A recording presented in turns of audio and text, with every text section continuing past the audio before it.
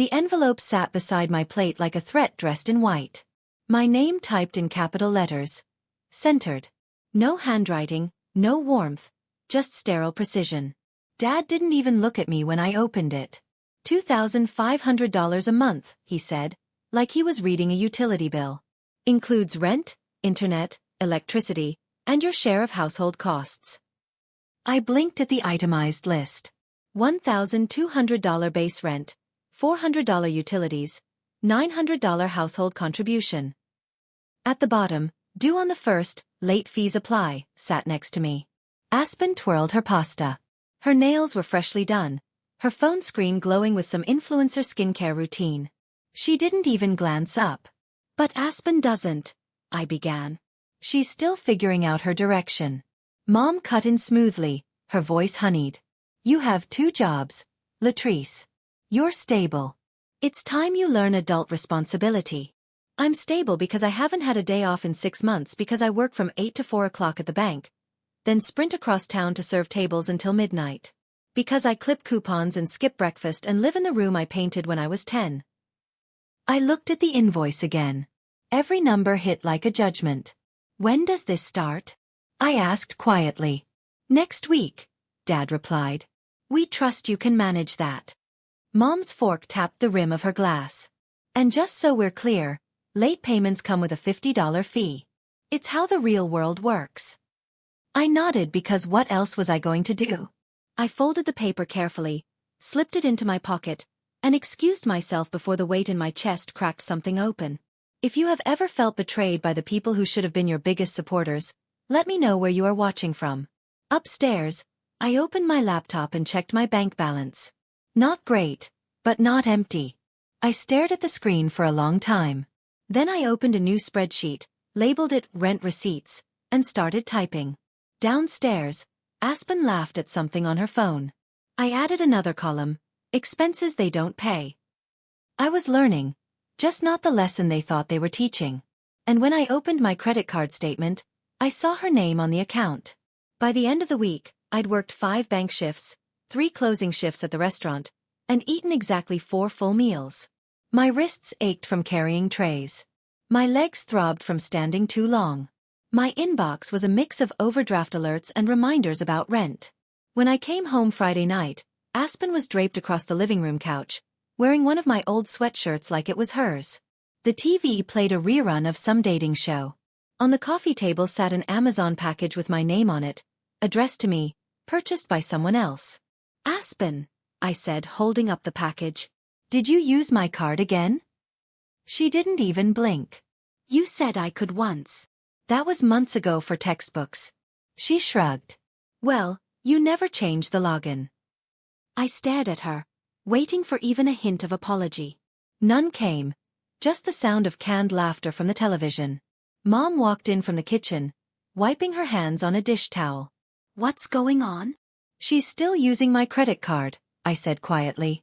Mom sighed like she was already bored of the conversation. Latrice, Aspen's trying to find her path. You're the one with steady income. Why not support each other instead of keeping score? I swallowed the lump in my throat. They didn't see it as theft. They saw it as expected. Natural. I earned. She consumed. Balance in their eyes. That night, I sat on my bed and scrolled through my bank app. There were charges I didn't recognize. Cosmetics, streaming subscriptions, meal kits, none of them mine, all of them billed to the card linked to our shared family Wi-Fi account. I clicked open my spreadsheet and added a new tab, Aspen's charges. Then I opened a new browser tab and typed, How to dispute unauthorized family credit card use. I didn't press enter. Instead, I opened another tab and searched, How to open a high-yield savings account. I opened the account during my lunch break on a Tuesday, not at the branch where I worked, too visible, but at a credit union across town. I used my work email, set up a new P.O. box for correspondence, and funded it with the small bonus I'd earned last quarter for meeting quarterly targets, $1,000. A quiet start. That night, I updated my spreadsheet tab by tab. Rent payments, utility contributions, groceries I'd bought without being asked. I created color-coded columns, green for confirmed payments, yellow for disputed charges, red for Aspen's digital footprints on my accounts. Every click felt like reclaiming a breath. 2 days later, I was balancing deposits at my teller window when Ezra leaned over the divider with his usual lazy grin. "You look like you're preparing for court." "Maybe I am," I muttered. He raised an eyebrow and I told him, "Not everything but enough. The rent invoice, Aspen's charges, the unspoken rules of our house." "Want to see something?" he asked, then pulled up a public mortgage registry on his screen. "Your parents refinanced last year. Their loan's delinquent, at least 90 days behind." I blinked. "But I've been paying."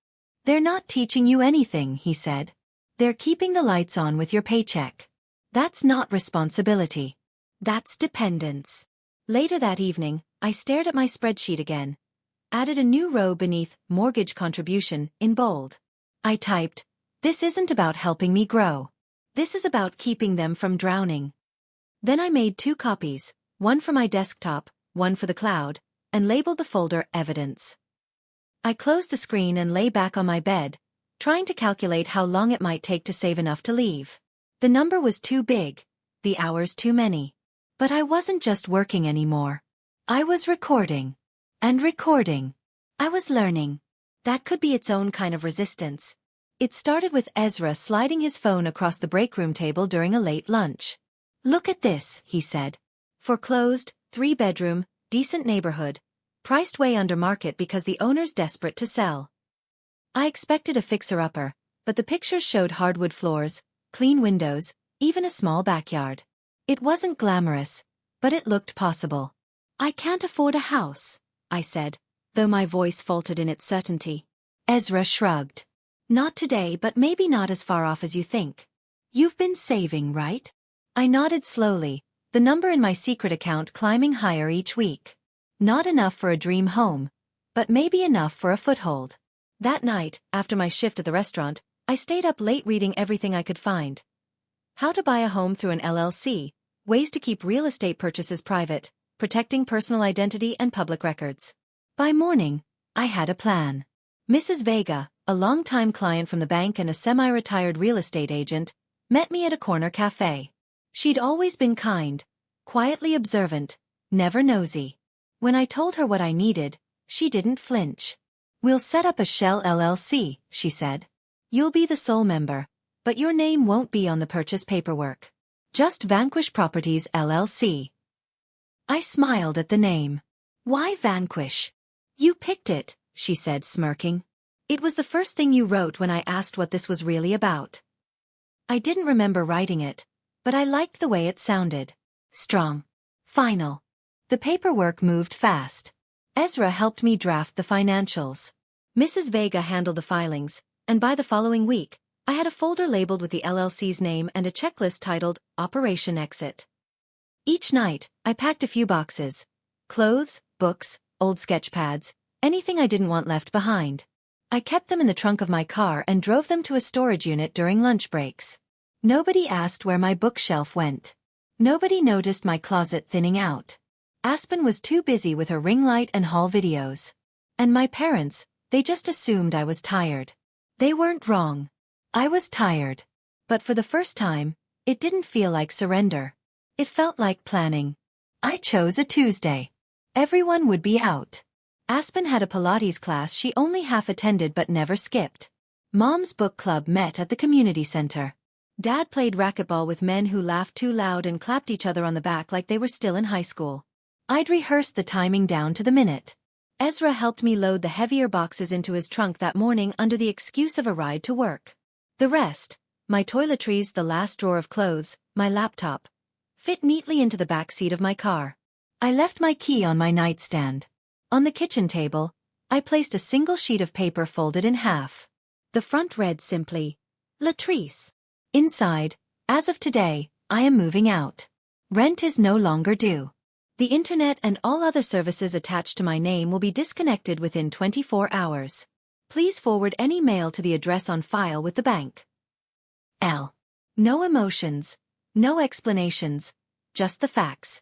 I stood in the doorway for a second, letting the silence of the house settle into my chest. The hallway smelled like the lemon cleaner Mom always used, and Aspen's door was cracked open, spilling lavender light from her salt lamp. My old trophies still lined the mantel, debate, science fair, perfect attendance, things I had outgrown, but they had kept on display like proof they'd raised someone useful. I shut the door behind me without looking back. In the car, I opened my phone and went down the list. Mom, block. Dad, block. Aspen, block. The silence that followed was immediate, like switching off a machine that had been humming just beneath my skin for years. Later that afternoon, Mrs. Vega called. Your offer was accepted, she said.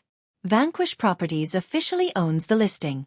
We'll close in under 30 days. I pressed my forehead to the steering wheel and closed my eyes. Not relief, not yet, but the quiet knowledge that the exit wasn't just a fantasy anymore. It was concrete. It was mine. I parked the car outside my temporary sublet, a small guest room at Ezra's sister's place, and carried in the first of my things. That night, I slept without earplugs. No upstairs pacing, no Aspen shouting on her phone, no laundry machine running past midnight, just breath and stillness. And the next morning when I checked my savings, I added a new line beneath the total. Final rent paid, none. They found me faster than I expected. The letter must have arrived that morning. A plain envelope, black ink, addressed to current resident. Inside, a formal notice. The mortgage on their home had officially transferred to Vanquish Properties LLC, effective immediately.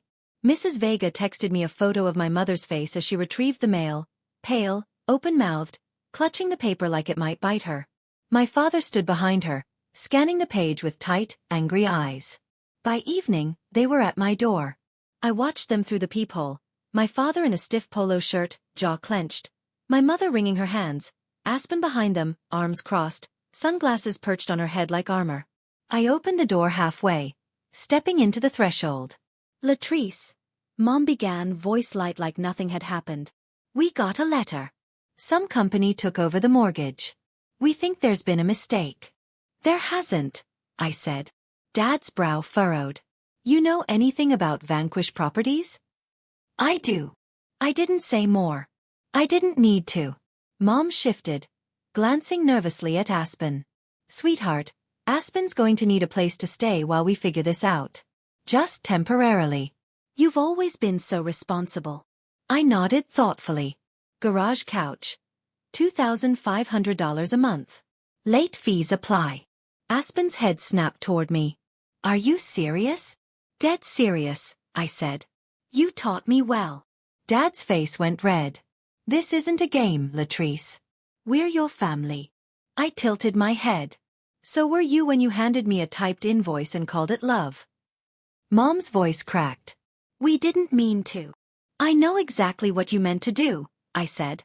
And I learned. I stepped back inside and closed the door. Their voices muffled through the wood. No yelling, no pounding. Just the hollow quiet of people who had finally run out of control. I stood still for a moment, then turned and walked to the small table where my laptop waited. The folder labeled Mortgage Documents was already open. I added a new file beneath it. Interaction log. First visit. I didn't invite them back. They showed up again anyway. This time, they didn't knock right away, just stood at the edge of the porch like they were waiting for permission. I opened the door slowly and didn't step aside.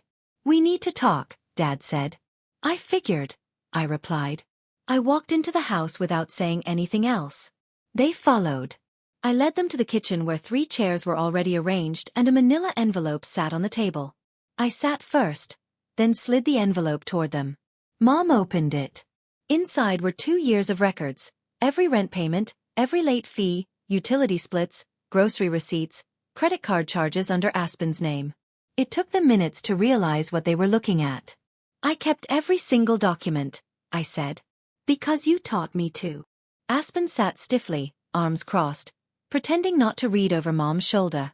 Dad stayed silent until he spotted the last page. The property deed. What is this? He asked, voice flat. It's the deed to your house, I said. Vanquish Properties owns it now. His eyes scanned the page, then scanned it again. This is real. Yes. But how?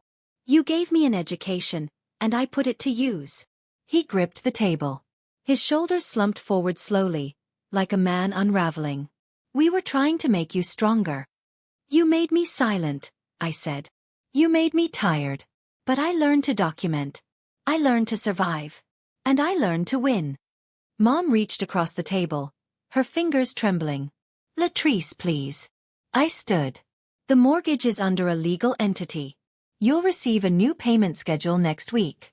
If you want to negotiate, use the email listed on the letter you received. Dad's eyes didn't leave the deed. His hands were still shaking. I walked them to the door, opened it, and waited until all three stepped outside. Aspen said nothing. Before I shut the door, I handed Mom the envelope. You'll need this, I said. It's everything you taught me. The room I chose faced east, so it caught the morning sun in full. I painted the walls soft white and rolled out the rug I'd stored for years. The brushes came out of their packaging with the quiet reverence of something sacred. A blank canvas waited on the easel. I hadn't painted in over 2 years. It wasn't just time or exhaustion. It was how small I'd felt in that house. How little space I was allowed to take up. Art had become indulgent, unnecessary, forgotten. Now it felt like oxygen. I was laying out my palette when the doorbell rang. I almost didn't answer, but I did. Mom stood there alone, holding something wrapped in tissue paper. I won't stay long, she said, voice low. I just found this. She unwrapped the frame and handed it to me. It was a photo from my senior year art show. Me standing in front of my painting, holding a blue ribbon, smiling like I believed it would matter forever. You were so proud, she whispered. We were wrong. I didn't say anything. I just looked at the photo, remembering the version of me who had existed before bank shifts and invoices and learning how to survive in silence. I thought maybe you'd want it back, she added. I nodded, took it from her hands, and placed it on the shelf in the art room without comment. She stood there a moment longer, then turned and walked back down the driveway. I didn't follow. Instead, I closed the door, walked to the easel, and picked up my brush. The canvas was still blank, but the light was good. I sent the rent notice on the 1st of the month. It was short, professional, and left no room for misunderstanding. Payment due to Vanquish Properties LLC. Market rate. Grace period. 5 days. Late fees apply. It felt strange to hit send, not out of guilt, but from the clarity of it, the quiet finality. I wasn't waiting for them to do the right thing anymore. I was simply doing what they had trained me to do. 2 days later, Ezra forwarded me an email from Aspen. She'd applied for a receptionist job at a local salon. She'd used me as a reference. I approved the request without comment.